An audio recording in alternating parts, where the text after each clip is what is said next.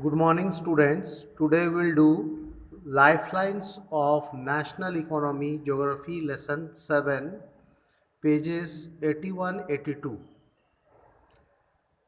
Our first topic is there. Name the factors on which the pace of development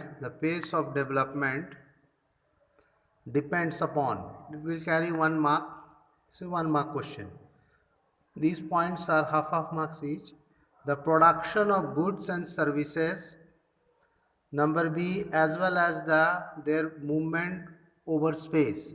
How these goods and services are reaching within our country in every part, as well as what we can export. All these things leads to the pace of development, speed of development. Question 2. Name the three domains of our earth related to the movements of goods and services. Again, it is also a 1 mark question. The three domains for the movements of goods and services in our earth are number A, land, number B, water, number C, air transport. Question 3. How has the world converted into a global village? Skill based question, application based question, 1 mark. Okay. The world has been converted into a global village with the help of our efficient and fast moving transport. That much only you write it there. Question 4. How are trade, transport, and communication complementary to each other? How they are helping each other, how they are existing with each other. Transport has been able to achieve this with the help of equally developed communication. Without transport, we cannot have communication. Without communication, we cannot avail the full-fledged facility of transport. That's why both are been known as the transport and communication are complementary to each other. Question 5. What has contributed in the socio-economic progress of our country? It carries 1 mark. Railways, airways, waterways, newspapers, radio, television, cinema, internet, etc. have contributed in the socio-economic progress of our country. Question 6. Classify the various means of transport. The various means of transport on land, on water, and on air we have in three domains. Now on land we have got roadways, railways, pipelines. In water we have got inland and water overseas transport. Inland means within the country, overseas means when the water transport like ships, boats which are moving from one country to other country. Airways we have got domestic which is within the country and international airways from one country to another country. Again, the domestic has been categorized into two categories: public transport, which has been run by the government; private airlines, which has been run by the private sectors like Indigo Airways, Sahara Airlines, etc. Now, next we have very important question of 5 marks. Roadways have preceded over railways. Explain. The explain or question can be there, alternative question. Explain the merits of the roadways over railways. 5 mark question. First one is there. Construction cost of roads is much lower than that of railways. You see here. Roads for 10 kilometer construction of road, it may cost you 1 crore rupees.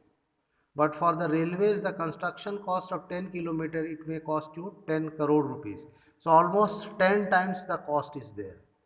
Second, roads can transfer comparatively more dissected and undulating topography. Dissected means it can be diverged in various direction. From one direction it can be splitted into various direction. Undulating surface, ups and downs. Roads can be constructed on ups and down surfaces, like you see the roads which have been constructed from Birsa Chowk to DPS. Ups and downs are there. That is undulating surface. Roads can negotiate higher gradients of slopes, as such can traverse mountains such as the Himalayas. We can reach from the plains to the peak of the mountain, upper level of the mountains. Okay, not every mountain, but maximum places we can reach there. In the form of screw gauge system, spiral form, on the slopes of the mountains, the roads are being constructed, and we can reach to the upper part there. This can be seen in Ramgarh Ghati, also in Jharkhand, Patratu Ghati. So these are the many facilities of road which is not possible in railways. Number D.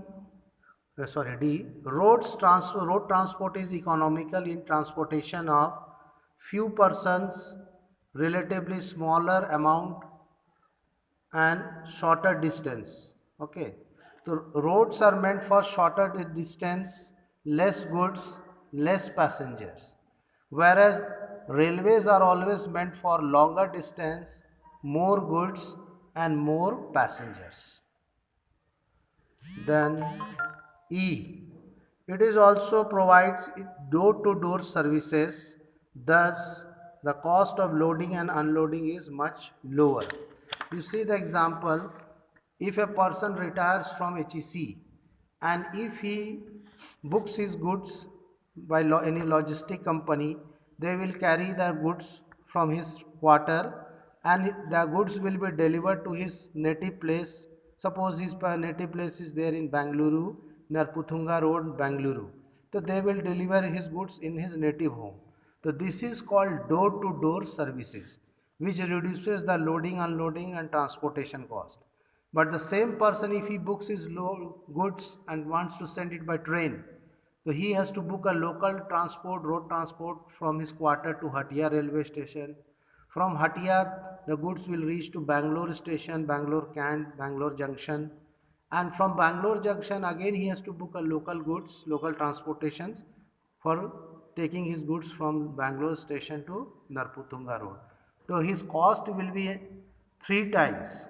First this side, second this side and third this side. Whereas if he send it directly by roadways, so it will be carried from his quarter and delivered in the native place. This is called door-to-door services.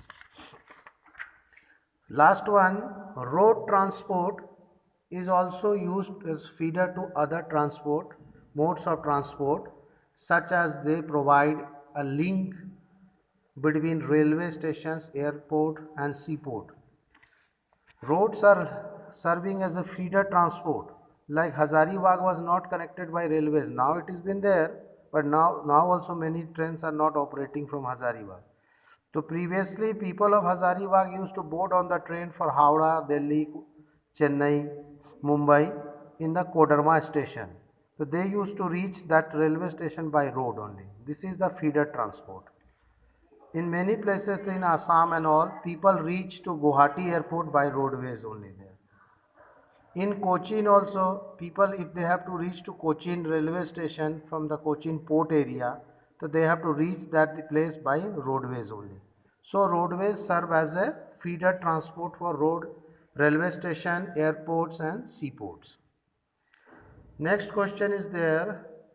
Write short notes on border roads. 3 marks question. Border Road Organization, a government of India undertaking